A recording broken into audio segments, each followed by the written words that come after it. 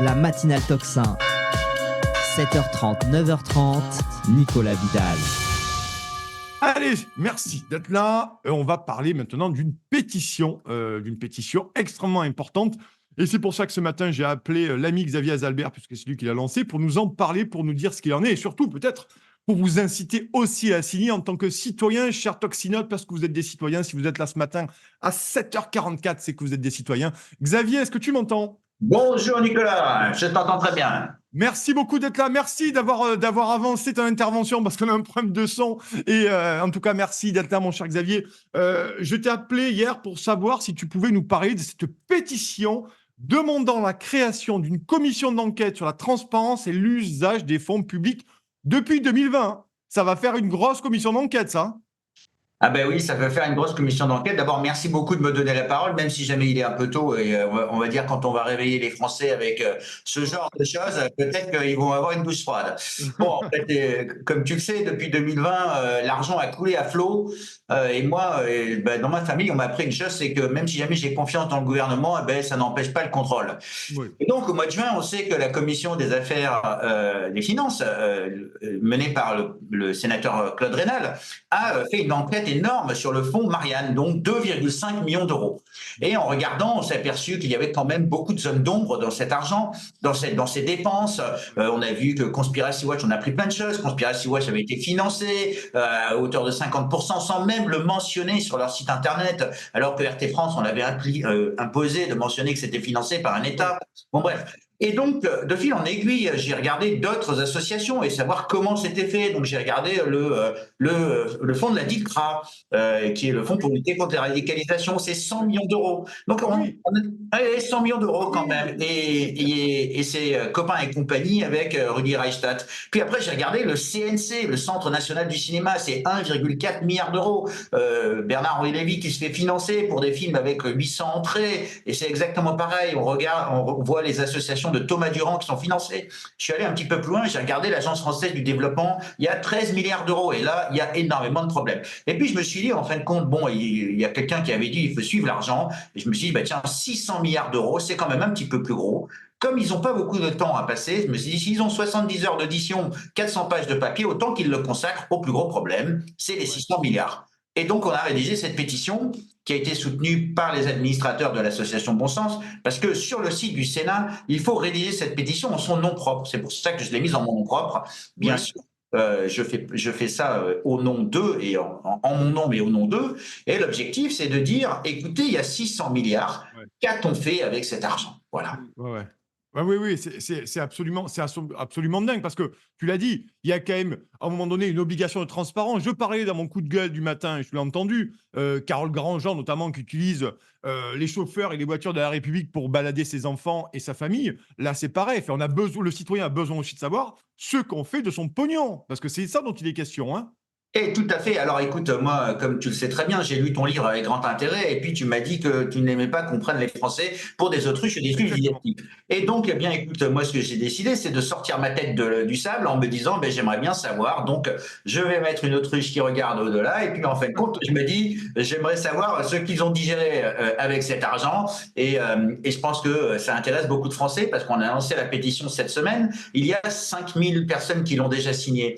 Alors, juste quelques points au Sénat. Qu'est-ce que c'est une pétition au Sénat ? Alors, c'est une pétition qui est sur le site du Sénat, donc sur ce qui s'appelle e-Sénat. Et pour la signer, eh bien, il faut rentrer avec son identité numérique qui s'appelle France Connect. Alors, on peut y aller avec son identifiant des impôts, n'importe quoi. Alors, ils font ça pour plusieurs raisons. C'est que comme ça, au moins, les fermes à trolls ne sont plus là. C'est-à-dire qu'on sait bien qu'il y a quelqu'un qui a signé. La deuxième chose qu'il y a, c'est très particulier ce dispositif parce qu'à partir de 100 000 signatures, alors 100 000, quand on a 70 millions de Français, c'est à la fois beaucoup et pas beaucoup, mais à partir de 100 000, eh bien, ça devient presque pas obligatoire, mais ça devient de droit. En fait, c'est comme ça que ça s'est constitué. Et donc, c'est très intéressant parce que ça permet aux Français de prendre la main, on va dire, sur une mission de contrôle. Et quand on parle à nos lecteurs, à tes lecteurs, tout le monde a envie d'avoir une forme de démocratie participative, un référendum d'initiative citoyenne. Et c'est la première étape, on va dire.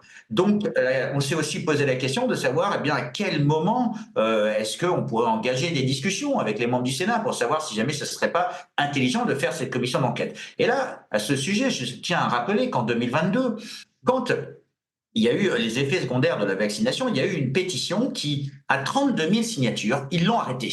C'est-à-dire que la commission des affaires sociales a pris cette signature, donc ils n'ont pas attendu 100 000. Ils se sont dit, la dynamique est telle qu'on va atteindre les 100 000, on va prendre tout ça, et ça a créé la commission d'enquête sous Cédric Villani, donc de l'OPSCT, qui a donné lieu à un rapport le 9 juin 2022, un rapport intermédiaire. On attend toujours le rapport définitif. Alors tout le monde va dire, ah oui, mais le Sénat, il y a la Cour des comptes, ils font déjà ce travail. Eh bien, le Sénat a fait un travail particulièrement bon avec le Fonds Marianne, puisqu'il a rendu transparent les auditions. On a pu voir des personnes en situation de difficulté, on a pu voir l'argent des Français dépensés sans dessus-dessous, et surtout, cet argent était là pour la mémoire de Samuel Paty, pour aider, et on s'est aperçu que il y avait très peu d'argent qui avait été utilisé pour cela. Donc, la première des choses, c'est commission de transparence et de l'usage des fonds. C'est que si on met de l'argent, 600 milliards, pour financer la crise sanitaire, c'est très bien. Pour financer des restaurateurs, des petites entreprises et sauver des emplois, c'est très bien. Mais à quoi ont servi les milliards pour les tests, à quoi ont servi les milliards pour les masques? D'ailleurs, ceux qu'on n'avait pas une fois, puis après ça fonctionne, puis ça fonctionne pas. À quoi ont servi les milliards pour les vaccins? Mais ça, c'est la partie sanitaire. Mais il faut savoir encore une fois, c'est que le plan de la loi des finances, il est toujours déficitaire. Le financement de la sécurité sociale est déficitaire. On a la loi de programmation militaire.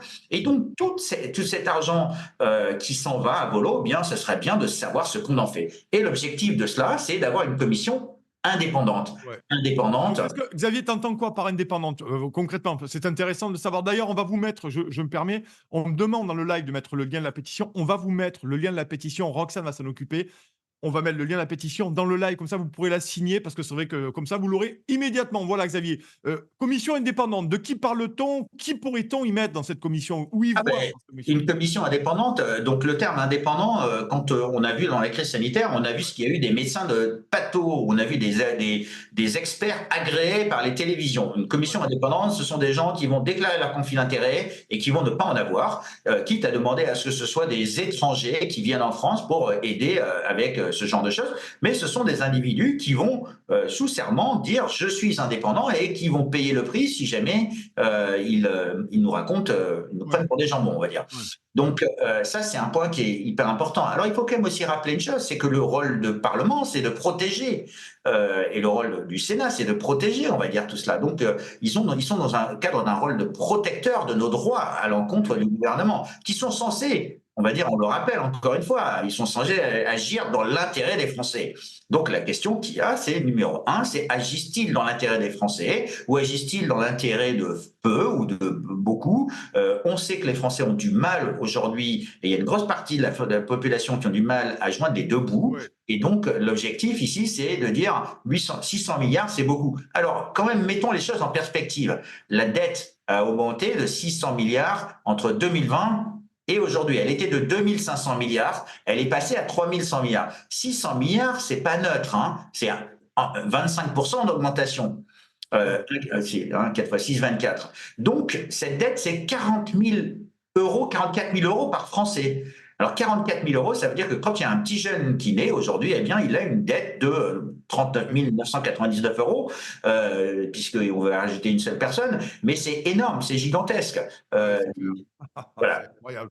Pourtant, vous avez vendu Macron comme le Mozart de la finance, et j'ai l'habitude de dire qu'on a eu le Beethoven de la dette. Hein. Ah, voilà, alors le Beethoven de la dette, en tout cas aujourd'hui, l'important c'est de se demander les questions auxquelles la commission d'enquête pourrait se poser, puisque aujourd'hui on nous a vendu le quoi qu'il en coûte.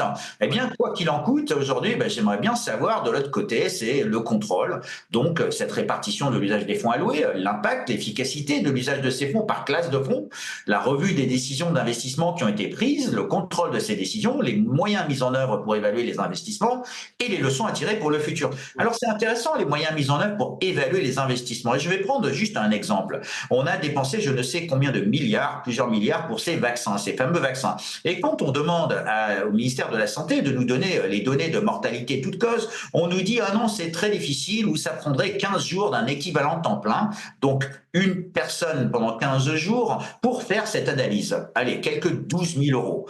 Eh bien, ils nous disent « Non, mais c'est difficile, ça va déranger le ministère ». Alors, je ne sais pas de qui on se fout quand on nous dit ça. En tout cas, moi, l'expérience que j'ai, c'est quand on dépense des milliards, le minimum, c'est de contrôler et de regarder est-ce que ça a fonctionné. Donc, on ne dit pas que ça n'a pas fonctionné, on dit on veut avoir un avis indépendant, un audit, pour savoir ce qu'ils ont fait avec. Hein, pareil pour les mesures de confinement, pareil pour les choix. Mais c'est aussi la transparence sur les conseils de défense, l'état réel des connaissances scientifiques, idem pour les armes qu'on a envoyées en Ukraine, de quel droit et combien a-t-on envoyé. Donc, écoutez, puisque c'est quoi qu'il en coûte, vous n'avez rien à cacher, eh bien, vous allez faire la transparence, voilà. Ouais. C'est absolument dingue parce que les gens ont besoin de savoir, bien entendu. Et puis, ça pourrait se porter sur bien des domaines aussi, hein. Et je voulais revenir sur quelque chose, un point très important, Xavier, qui me passionne, et tu le sais.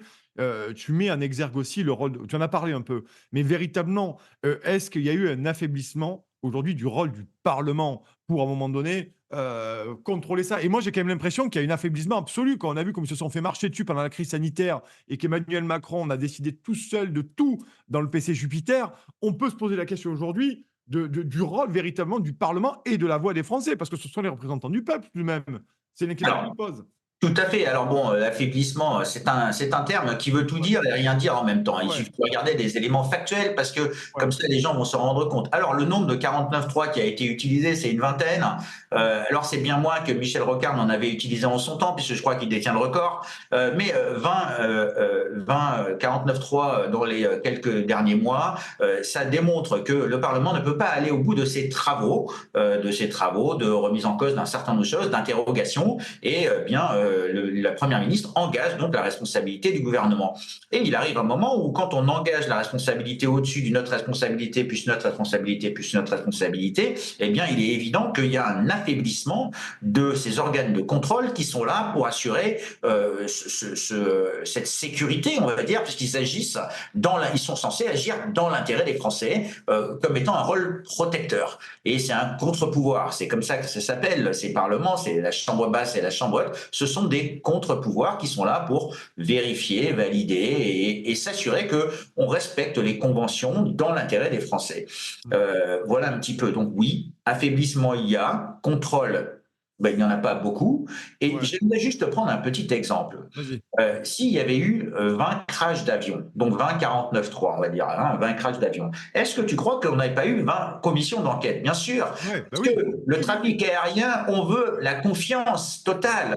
Et donc, on le doit aux passagers, on le doit aux familles. C'est quand même important. Eh bien, qu'est-ce qu'on fait? On fait ce qui s'appelle un bureau enquête accident. Eh bien, l'objectif ici d'une commission d'enquête comme ça, c'est faire un bureau enquête, non pas accident parce qu'on ne sait pas s'il y a un accident, mais un bureau d'enquête de manière à faire une transparence totale sur cet usage des fonds en utilisant les mêmes principes. Alors, le principe de base de l'aérien est un principe qui, à l'origine, a été utilisé dans la pharmacovigilance pharmaceutique. Pourquoi? Parce que eux, ils sont même prêts à remettre en cause leur propre responsabilité, puisque les pilotes, comme on sait, il y a beaucoup d'accidents qui sont liés à des erreurs de pilotes. C'est pas que au contraire, je respecte énormément ce qu'ils font, parce que ça veut dire qu'ils sont prêts à se remettre en cause pour apprendre, pour ne pas recommencer. Et je trouve que c'est sain. Démocratiquement, ça me paraît sain parce que ça a permis de respecter la confiance, de garder la confiance. C'est pour ça qu'aujourd'hui, le transport aérien est ce qu'on dit le transport le plus sûr au monde, parce que justement, ils ont mis en place ce système. Eh bien, pour que notre démocratie, qui repose sur la liberté, égalité, fraternité, soit la plus sûre au monde, eh bien, il n'y a pas de raison qu'on n'ait pas une commission d'enquête qui fasse totale transparence sur ce genre de choses. Claude Raynal et la Commission des finances a montré qu'ils étaient capables de le faire sur 2,5 millions. Je suis sûr que mettre leurs dents dans 600 milliards, eh bien, il n'y a aucune raison qu'ils ne pensent pas que ce soit dans l'intérêt des Français. Maintenant, il faut que les Français, bien sûr, aient envie de signer. Voilà, c'est ça aussi, Xavier. Il faut qu'ils aient envie de signer. Eh bien, sûr, mais c'est pour ça que passer dans des émissions telles que la tienne, et je tiens à remercier Toxin, parce que ça veut dire se saisir de cela. C'est-à-dire ça en devient un devoir citoyen. On rappelle et on remercie Alain Houpert qui a pris cette pétition et qui a dit, bien sûr que c'est mon devoir de citoyen de signer quelque chose, parce que j'ai envie de savoir.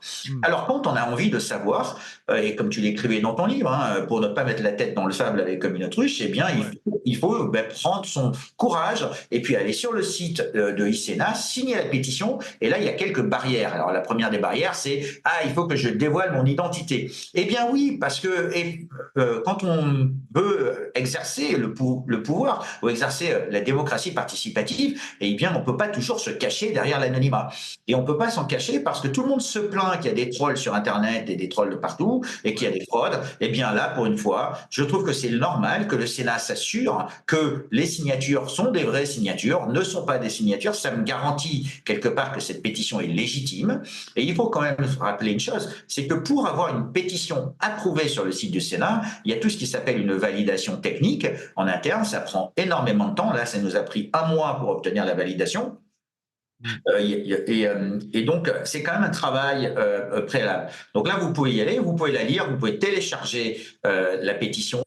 Elle est là, elle est simple à lire. Elle ne demande pas grand-chose, ça demande de lire un petit peu et de cliquer si jamais vous êtes d'accord. Il y a 5000 personnes sur 100 000 qui ont déjà signé en quelques jours. Donc, c'est la pétition aujourd'hui qui est de loin la plus en vue, puisque la deuxième pétition, je crois qu'elle a 200 signatures.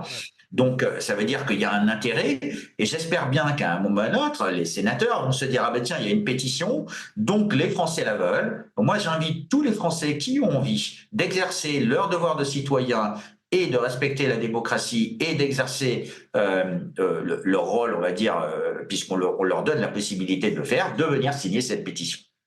Bon, il y a pas mal de gens dans le live qui veulent signer la pétition. On va vous la mettre. Je vais demander à Roxane de vous la mettre vraiment en haut, en lien partagé. Vous allez voir comme ça, vous pourrez la signer pour ceux qui veulent la signer. Et bien entendu, voilà, vous faites votre devoir de citoyen par rapport à cette initiative de l'ami Xavier Azalbert.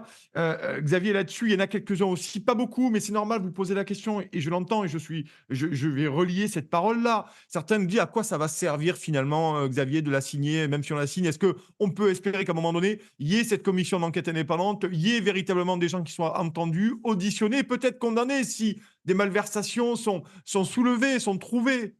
Alors, là, il y a plusieurs questions en une, parce que, bon, s'il y a des malversations, eh bien, ça, c'est le volet, on peut appeler ça le volet pénal. Mais avant d'avoir le volet pénal, il y a une première des choses, c'est il faut déjà qu'on passe la barrière d'avoir les nombres de signatures. Donc, si on l'atteint pas, ça veut dire que les Français ne sont pas impliqués dans la vie démocratique et ils ont beau demander le référendum, l'initiative citoyenne et toute forme de démocratie participative, s'ils sont pas capables de faire ce genre de choses, eh bien, on aura déjà une première réponse. Alors, personnellement, je sens que, à force de parler aux gens, de les écouter, toi tu les écoutes aussi, tu l'as écrit dans ton livre, on voit bien qu'il y a une forme de ventre mou, mais il y a des gens qui sont volontaires. Ouais. Eh bien, comme la confiance n'exclut pas le contrôle, c'est le premier acte. Le premier acte, c'est de signer. Alors après, à quoi ça va servir? Eh bien, il suffit de regarder le rapport de l'OPSCT sur les effets secondaires. Il y a eu une commission d'enquête. Il y a eu un office d'évaluation des choix technologiques. Alors, c'est peut-être pas satisfaisant, mais c'est déjà un début. Et si on ne commence pas par quelque chose, comment veut-on arriver au volet pénal? Eh bien, je pense qu'aujourd'hui, c'est chaque chose en son temps. Aujourd'hui, c'est le temps de la signature. Atteignons les 100 000, discutons avec les membres de la commission des finances pour structurer une commission indépendante, parce que c'est ce qu'on demande, et en découleront des auditions. Il y aura des choix et des orientations qui vont être prises. Et puis, si jamais il y a des fautes, eh bien, à ce moment-là, on sera bien plus fort, puisque je rappelle quand même que j'ai saisi la justice avec le professeur Perron à l'encontre du ministre Rousseau pour des propos mensongers qu'il a tenus sur France Inter en disant non pas tous vaccinés, tous protégés, mais il a dit qu'il n'y avait pas d'effet secondaire de la vaccination. Eh bien, j'estime que le Sénat a beaucoup plus de légitimité. Si jamais il va interroger le ministre en lui disant vous avez commandé les nouvelles doses de vaccins, sont-ils efficaces?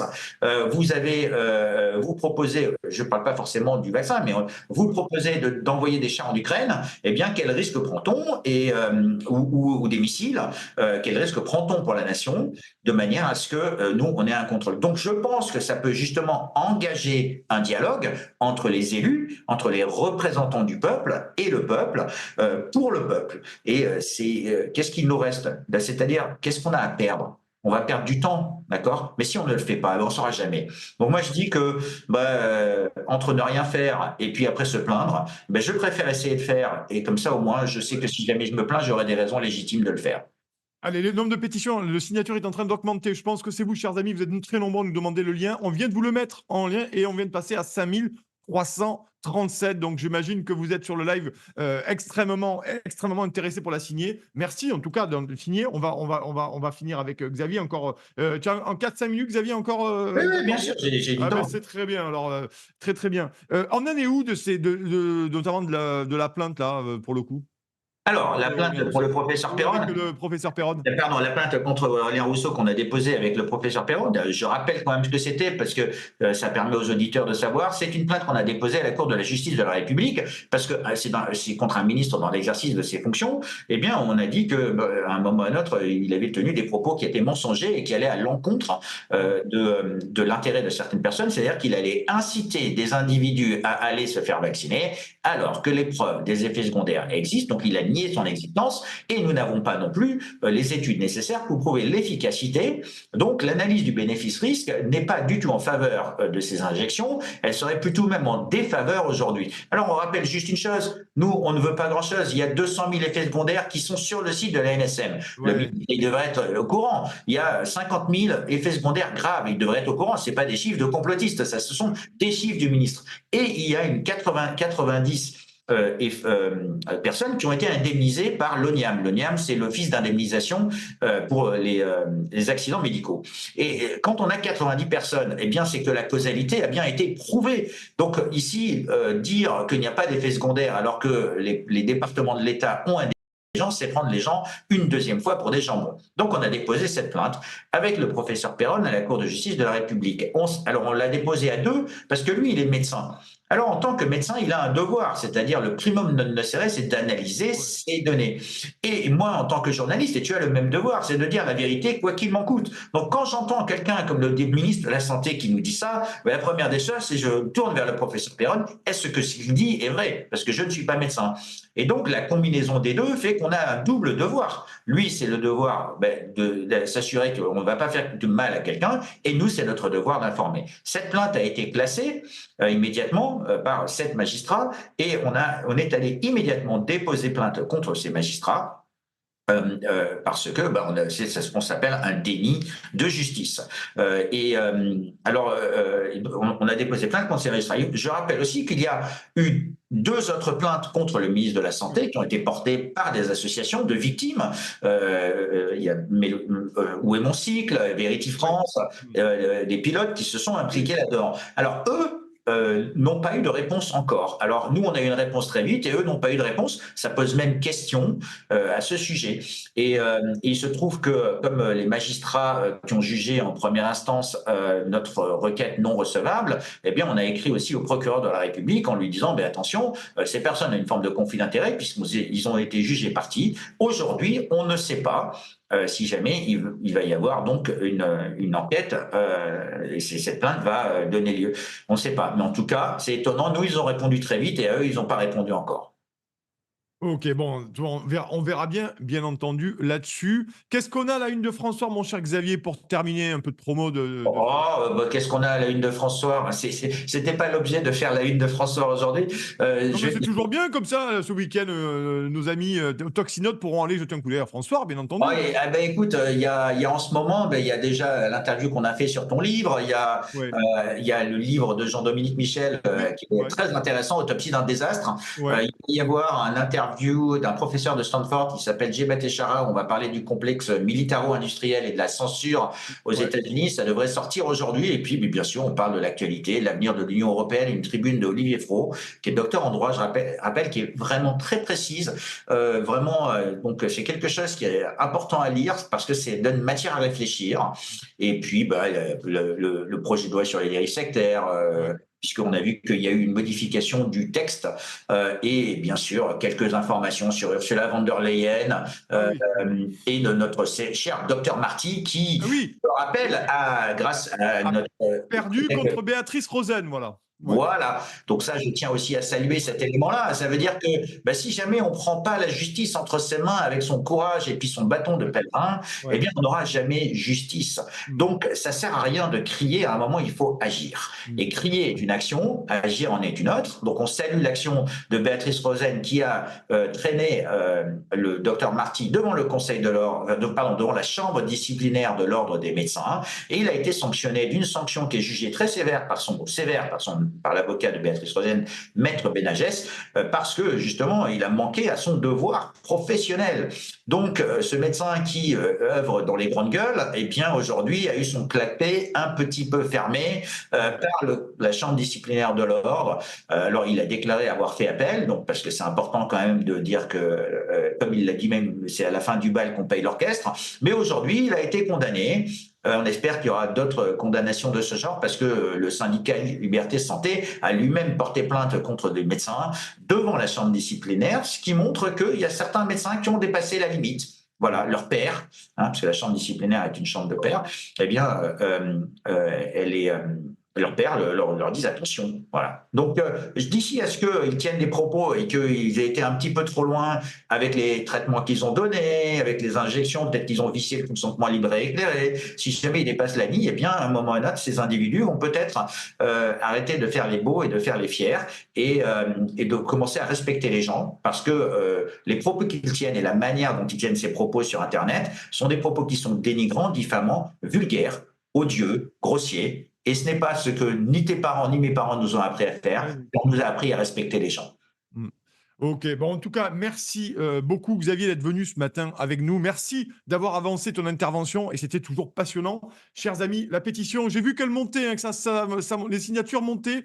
Je vais vous le dire, on est à 5378, voilà, à la fin de l'émission en direct, donc c'est bien. Mais continuez, bien entendu. Si vous... C'est génial, c'est génial. Ça veut dire qu'il y a beaucoup d'auditeurs chez Toxin et longue vie à Toxin parce que c'est essentiel d'avoir des gens comme toi, comme Clémence, Ouais.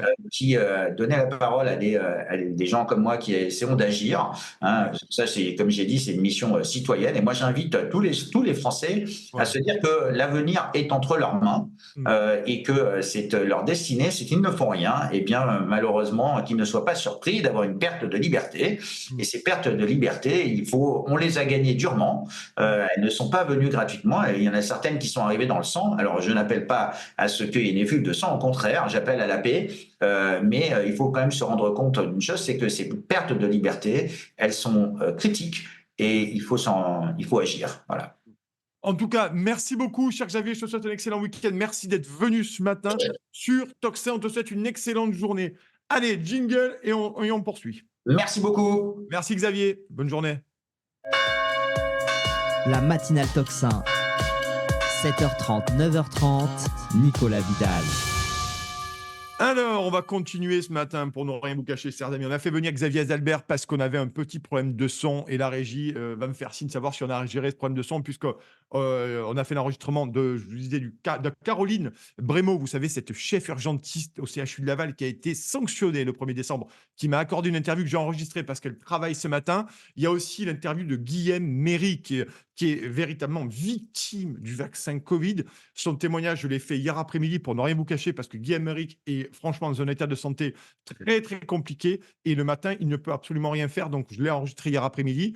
Et également, Alexandra Legendre. Alors ça, c'est formidable, Alexandra Legendre, parce qu'elle est responsable de communication de la Ligue de défense des conducteurs. Et vous savez quoi? L'Union européenne aurait envie notamment de suspendre les permis de conduire à l'obtention de certificats médicaux pour savoir si vous êtes apte, chers amis, à conduire. Donc au début, je pensais que c'était que pour les seniors, mais apparemment non. Alexandra Legendre, une nouvelle fois que j'ai enregistré hier, c'est pour ça qu'on a dû décaler un peu l'émission, elle nous dit non, c'est pas que pour les seniors, ça pourrait être pour tout le monde, mais c'est très flou. Donc, il y a une excellente interview d'Axel Alexandra. Donc, c'est les trois interviews que j'aimerais voir. On va voir, donc, pour être tout à fait franc avec vous, je vais me tourner vers la régie pour savoir si ça marche au niveau son ou pas. Est-ce qu'on peut me faire signe de manière à savoir si on envoie l'interview d'Alexandra Legendre? Oui.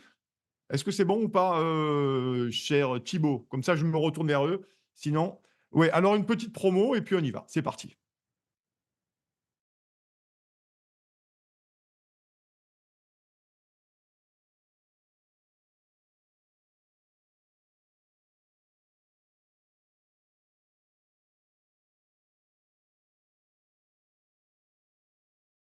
connexion de plus en plus forte. Il y a un recroquevillement. Et pourquoi ne pas écouter des voix dissonantes? Tout le monde a le droit de savoir. Les Français demandent des comptes et se posent des questions. C'est tout à fait normal. Les médias qui sont financés, qui sont subventionnés, sont forcément aux ordres. De plus en plus de gens maintenant vont se renseigner sur Internet. Nous dérangeons de plus en plus grâce à la masse des citoyens qui nous écoutent chaque jour plus nombreux. Parlez de nous autour de vous pour qu'on puisse continuer de monter en puissance. Aider tous les résistants pour la liberté. C'est cadeau, c'est pour moi.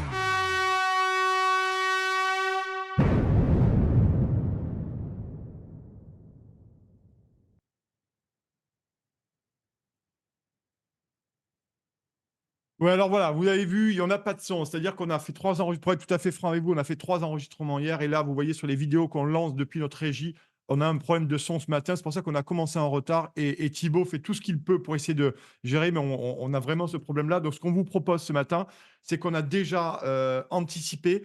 On va mettre immédiatement la vidéo de l'interview d'Alexandra Legendre, qui est à la communication de la Ligue des défenses des conducteurs sur YouTube en première.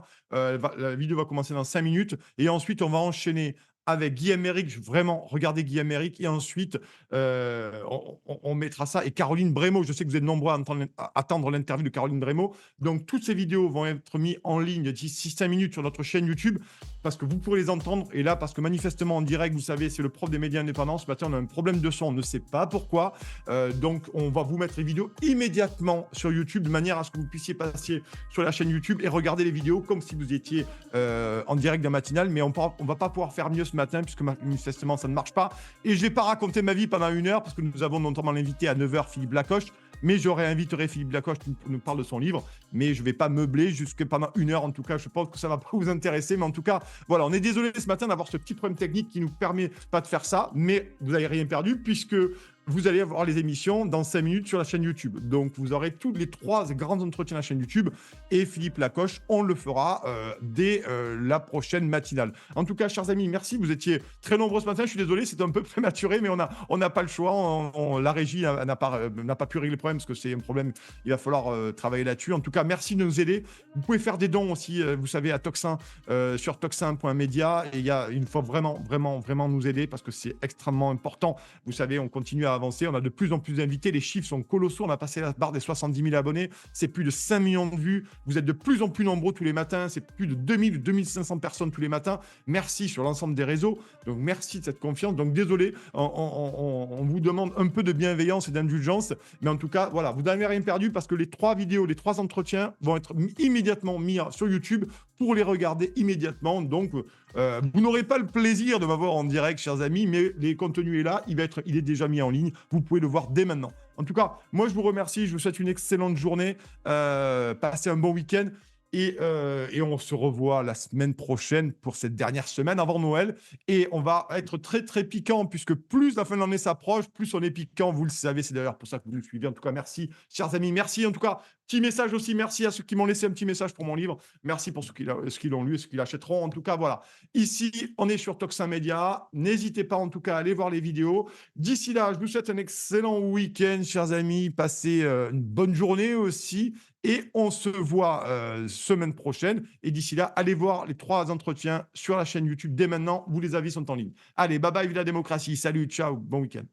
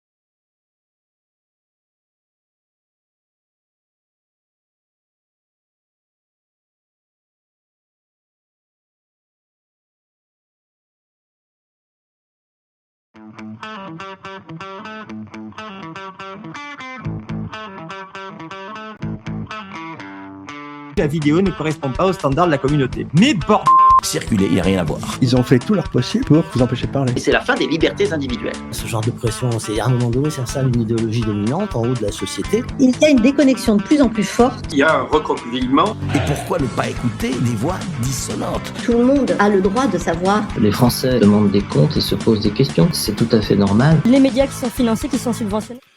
Chers amis, cette matinale continue ce matin et je suis très heureux d'être avec vous, comme tous les vendredis matins. Et ce matin, je voulais qu'on parle.